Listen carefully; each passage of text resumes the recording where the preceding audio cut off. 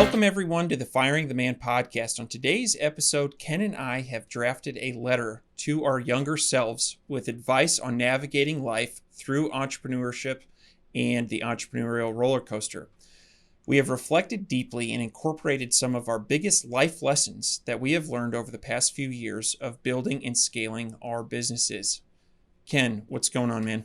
David, I'm excited to be in the studio today. This is a very important, I think, hopefully impactful episode to where we're sharing with everyone lessons we've learned over the last, decade or so, and hopefully we're paying it forward. You and I both have mentors, and we both have people that we've learned from, and so hopefully the the podcast today can help and inspire and make impact, have an impact on everyone listening. So I'm excited.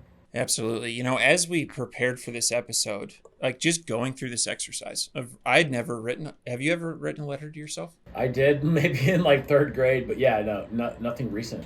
And I liked it. It was a super helpful exercise. And I don't know, I would encourage our listeners to give this a try. If I was David from the future, then I would definitely be able to get a lot out of that. A couple things that stood out to me that I want to reiterate.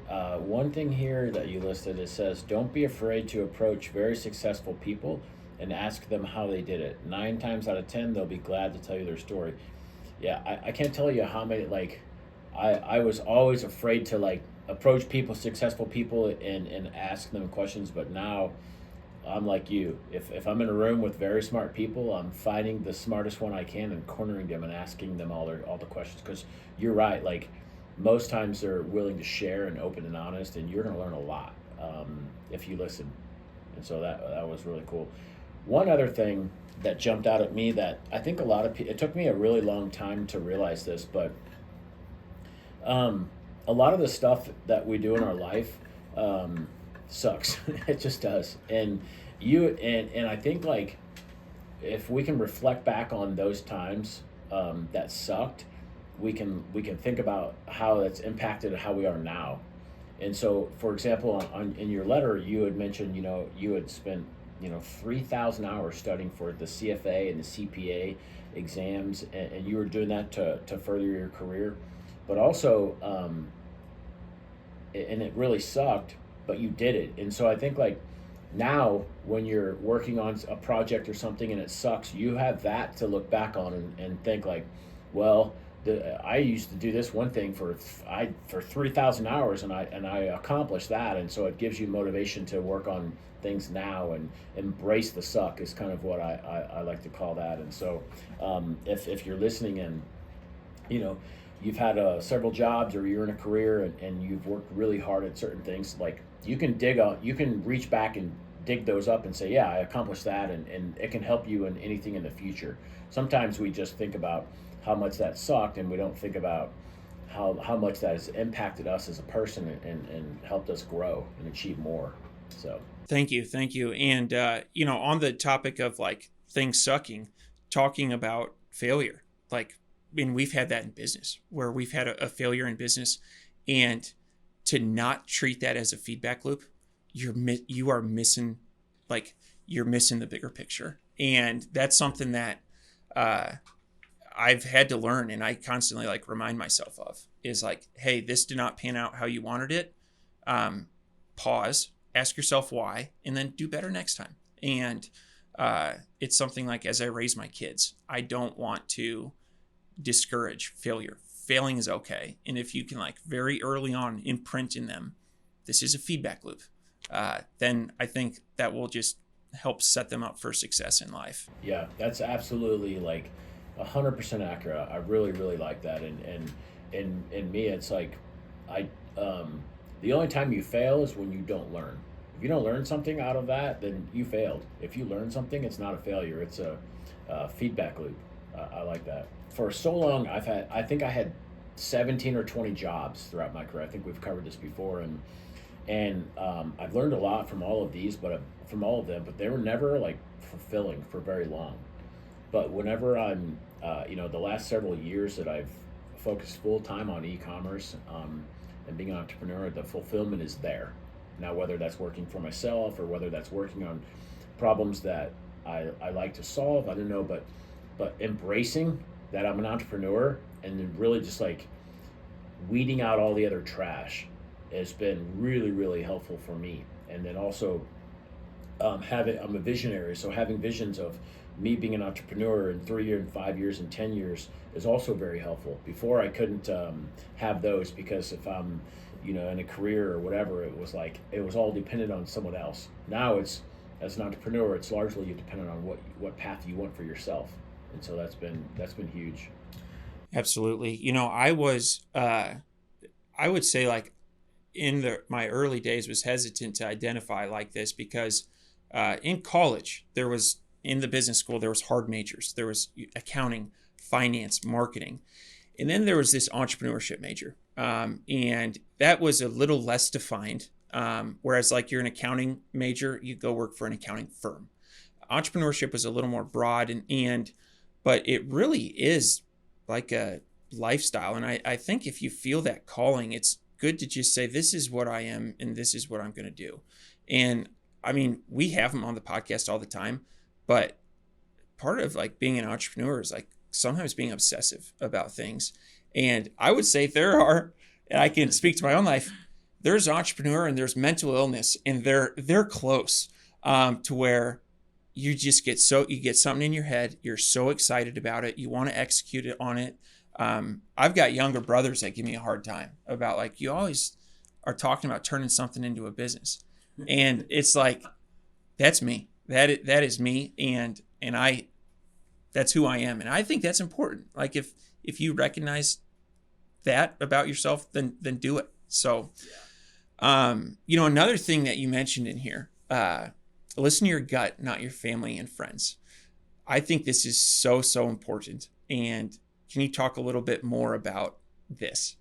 Yeah, for sure. So some things that like are personal to me is, I had I'm divorced, so I had a relationship prior, and that partner, was toxic. They told me, oh, whenever I had business ideas and those crazy things where I'm like, oh, I should do this, they're like, nah, you're not going to do that. You're never going to do that. You're not going to finish that. You're not going to do that.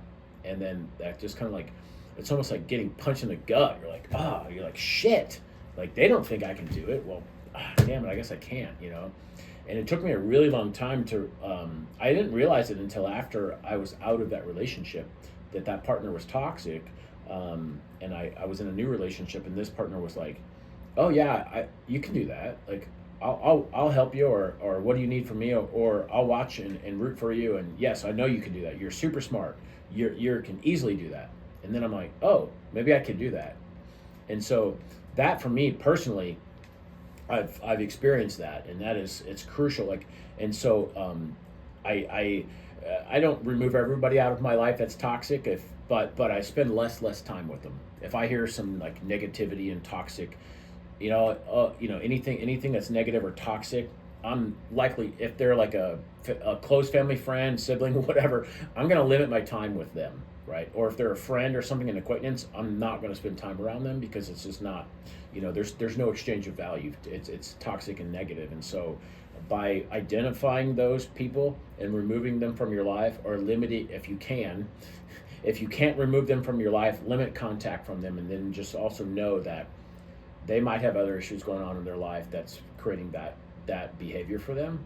And so separating through there. But that's been one of the best things I've done, is surrounding myself with other entrepreneurs, David, mentorships, groups, people that are positive and that are going to root for you, because it's gonna help you along your path.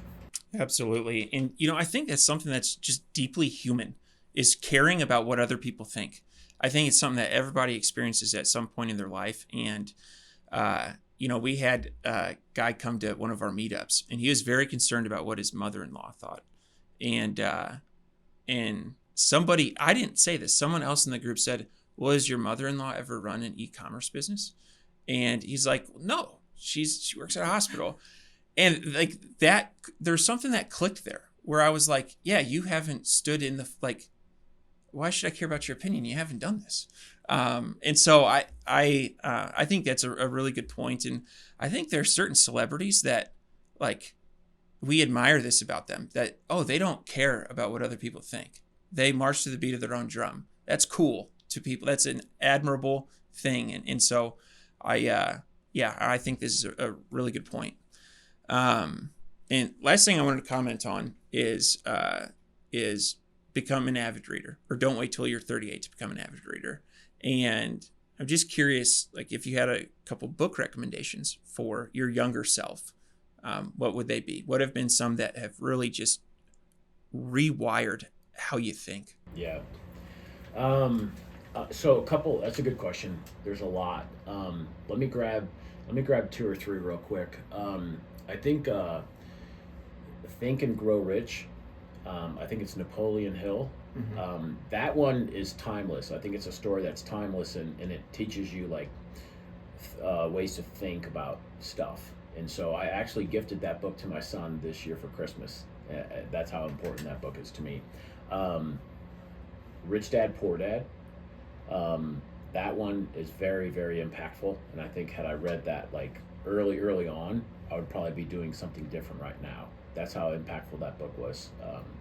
And then the last one, the third one, I would say is Buy Then Build. I know it's a recent book, but had it been written, decades ago, I would definitely have chosen to read that book as well. Those three. So I'll go through them again. Think and Grow Rich, Rich Dad Poor Dad, and Buy Then Build. Absolutely. No, those are three just awesome books. And so, the other thing I had read on my letter, but you also mentioned podcasts, YouTube, meetups, conferences, and they really all do. You can't lump them all together. Some people like YouTube, and there's a ton of great content on YouTube. Some people like podcasts, so there's a ton of great content on podcasts. And books are a great resource, but I like how you lumped in other stuff, because it really is the sum of the parts here. Yeah, absolutely. And to kind of dive into that a little bit more, one of my old jobs that I had, and David also had one, that we commuted a lot, and so any way to get information into our brain is like we need to input. It's like I speak in tech terms, so like input devices, right? And so you have visual, audio, different things. And so as I used to travel to work, I would listen to podcasts. While I was working, if there wasn't anything going on, there's a YouTube, on break, a book. And so there's all these different areas, and maybe you can learn something new or something different.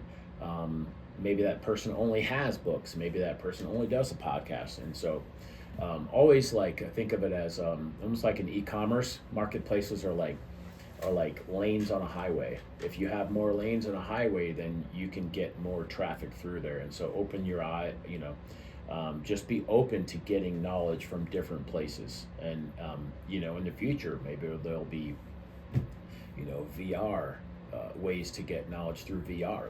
There already is now, but so just be open to getting knowledge from different sources. Well, this has been an incredibly helpful exercise to go through. I'm glad that we did it. And to all of our listeners, I'd encourage you to not just think about it, but literally sit down, put pen to paper, and write a letter to yourself. I think this was really helpful, and it's something that I'll probably be doing again. Yeah, absolutely. I agree. And also, if you're listening to this, hopefully some of the stuff that David and I shared helped you. And like David said, I definitely would recommend sitting down and writing a letter to yourself. Not only is it's really, really good to reflect back on your life and things that you've accomplished. It makes you feel good. And that's something that as entrepreneurs, I know we don't do that enough. And so to force yourself to do that, it's good because knowing the stuff that you've accomplished and it'll lift you up, it'll motivate you. And that's what we all need. We need to motivate each other to do more. And to be happy for what we've done and really kind of relish in that moment is it's energy. So appreciate everybody listening. Until next time.